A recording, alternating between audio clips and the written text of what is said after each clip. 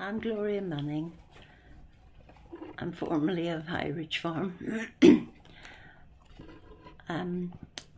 I've always been in farming. My parents were farmers, first in a small holding, and then my father bought Lower King Street in Kingsnipton parish, and they farmed there. I went to school, left school at 15 and came back and worked on the farm because I was the eldest, my brother being younger. Milking cows by hand, of course, at that time.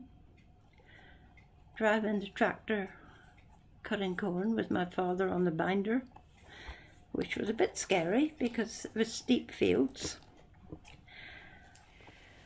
In 1982-83, my husband bought me 12 Jacob ewe lambs, and later we bought a few more, and then they were old enough to breed from, so of course we had to get a Jacob ram. And then we bought a whole flock, which I think was about 25 ewes, with their followers, their lambs. So at one time I got 75 pure Jacob ewes to lamb in. And I had Jacob for over 20 years. In 1986 we changed our farming from dairy to beef, plus the sheep of course, mainly because of the government bringing in the milk quota, which was telling farmers exactly how much milk they could produce, and they couldn't go over it. If it went over, then it was thrown away. Later on, of course, they wanted more milk again. But by that time, farmers who didn't really want to be told how much they could produce came out of milk. But changing to beef was not a good move financially, although someone in authority would come around and explain it all to you, what you've got to do, how much it would cost to buy beef bullocks after you'd sold the cows. Well, it looked lovely on paper, but it wasn't the same in real life, and it was a bad move. But farmers who stuck it out and didn't go out of milk, they gained in the end. Mr. and Mrs. Manning of Kingsnipton on High Ridge Farm. That's right, that's correct. And that photograph was taken at the top of the yard. Yeah, and I would say it was late 1920s, early 30s that was taken.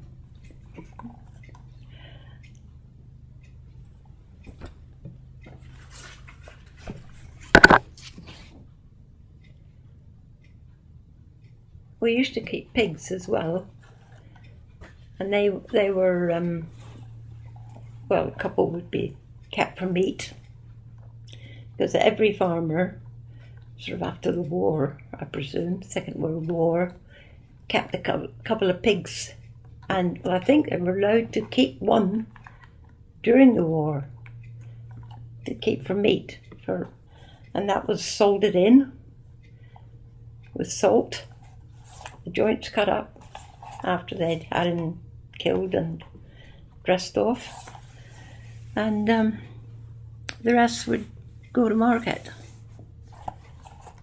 So that was my father-in-law kept the pigs. We didn't actually keep pigs ourselves, not after we started, because he'd sold out the young pigs. And but the old pig's house, or pig house, is still up across the road by those sheds. We had an ambulance station in South Molton. Okay. So there's pretty much a 24-hour. So there was actually, in effect, a very efficient ambulance service. But people were much. God, I don't want to sound like some old fart and being all nostalgic and romantic, because it wasn't. But I have to say, there was a tradition, and there still is in country people. They know they're living out in the country, and they'll make the effort to come in. And they still do, and they do, and they did, so that people would turn up. And sometimes people would come in on a tractor or something, but they would come, and they'd acknowledged that this South Molton is a little market town, as you know, and it serves a very defined hinterland, very much defined actually by its market.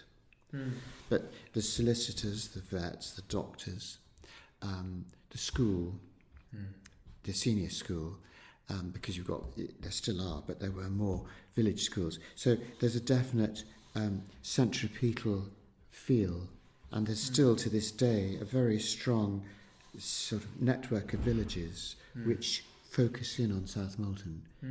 So one benefited from that.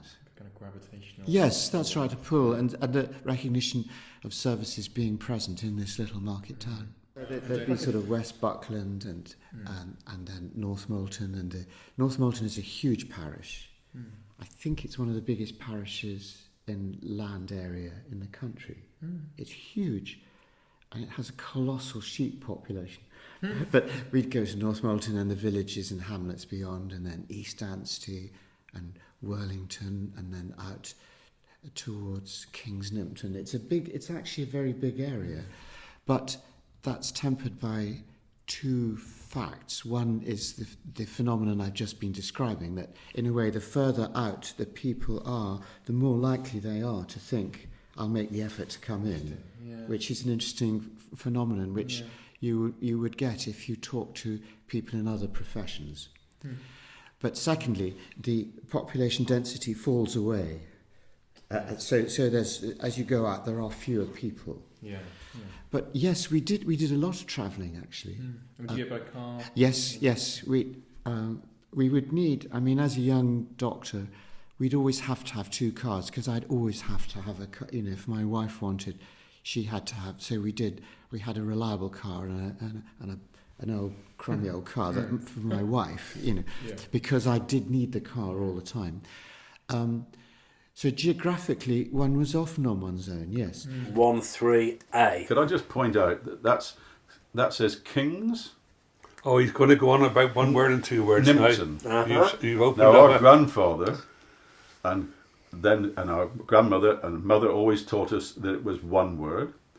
Now, if it's Kings Nimpton, and that's in two words, then there ought really to be an apostrophe after the G, and it's often just put Kings Nimpton like that.